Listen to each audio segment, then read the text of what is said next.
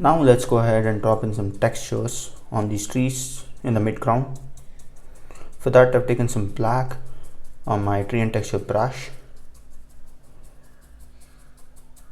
and I've added just a bit of water because today I'm painting in watercolors.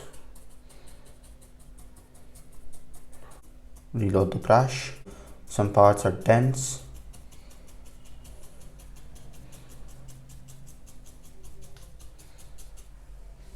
Turn the brush. I'm looking for overall generic look.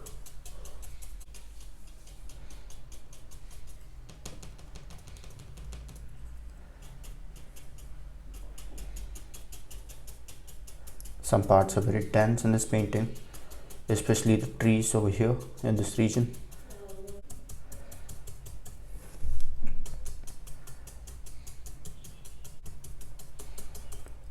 Okay, something like that, and just blocking it in, creating some darkness. Now I've taken in some lime yellow and just a touch of black. I'm doing it very gently and very lightly, almost no pressure applied on the watercolor paper.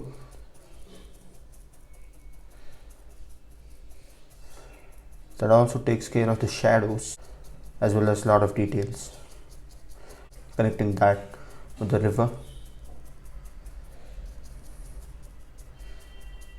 And as I go there, take off the excess paint, continue from where we stopped. Just sort of, applying very little pressure. Here I want it to be pretty dense. Yeah, that dark. And over there, above, I want some crisp detailings. Just with one brush, I blocked in most of it. And over here I used the fan brush.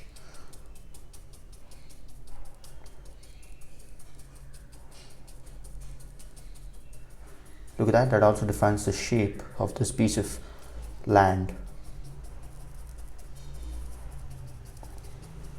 Now I've taken in more of lime yellow and less of black on that same tree and texture brush.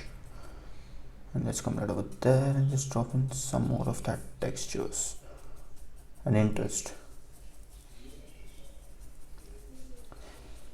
Okay, the slower and lighter you tap, the more details you're gonna get. Fair enough. Now on my number 2 fan brush, I've taken in some lime yellow and just a touch of black. Don't want to go too bright in the first coat of highlight itself. So just added some black. And here I'll go a bit brighter. And compared to that, I'll go a bit brighter.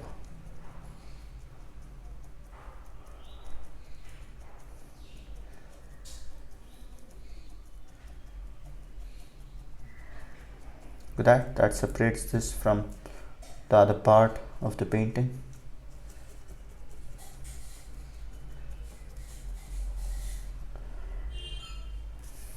Now I've taken in some yellow ochre along with some lime yellow. Both the yellows mixed together.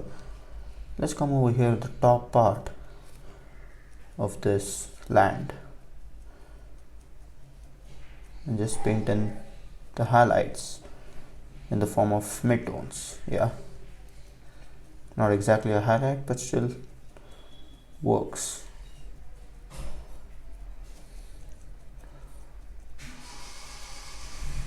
Want some of that green to show up over there. Now let's go ahead and sparkle some of these and give them some beautiful highlights. So now it's a mid-tone yellowish green color. Let's come right over here with the manipulated flat brush and drop in some interest. Don't want it to look pretty flat, so just adding some color and texture too. Okay, something comes right over there.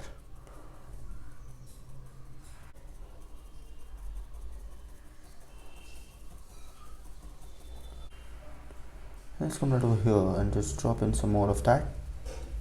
Look at that, it creates that natural effect immediately with just few strokes in just 15 seconds. Now I've mixed up some blue, cobalt blue and some lime yellow, just changing the colors as the painting proceeds. Look at that, it's that easy.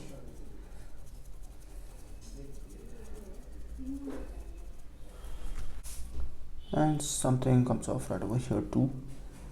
Just making sure that the underpainting is still intact to some extent, not completely, but to some extent. Skip some spots, and I've not added water, and I've taken thick paint. Okay, something up there too.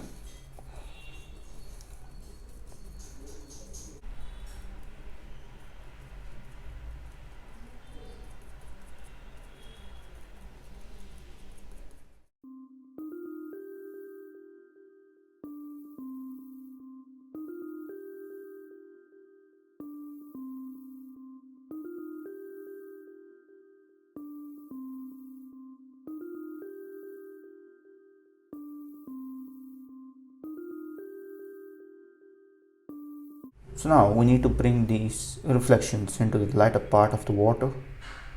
I've just taken in some brown and white, ensuring that it matches this color. Bring it from there.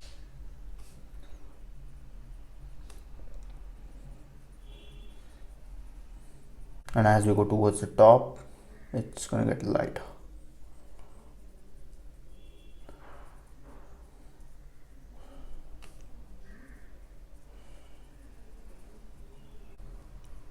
Okay, lighten that up.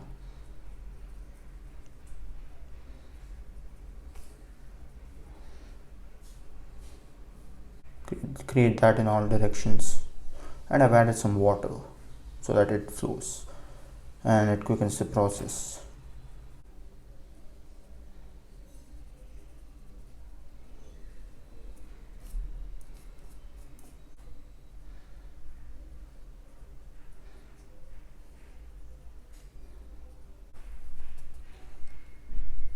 Just a bit of white. I've taken just a bit of white again. Just, trying to create that transition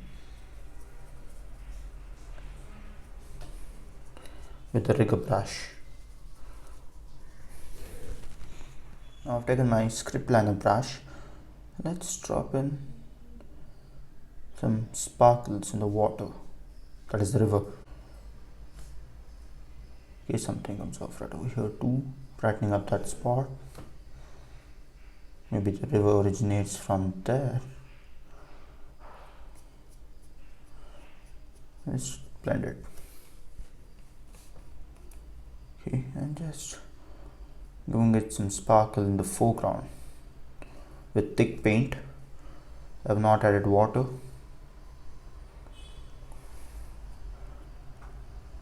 Just sort of give that connection right over there too, and some connection over here between the lighter part. That's a mid-tone, of course. The lighter one is the sparkle that I'm painting now.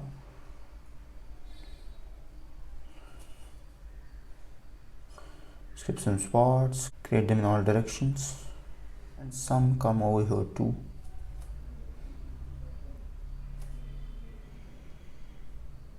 Just a bit, and to add in some interest, I'll drop in one or two with there. And this also indicates the movement of the river, kind of making it very dense. In a sense, I'll make it very bright over here, considerably bright than other parts, and that will continue all the way down till there.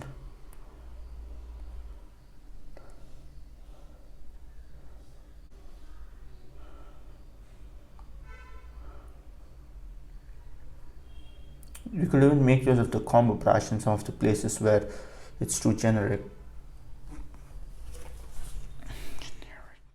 With this, I come to the end of this painting. I hope you have enjoyed it and thanks for watching.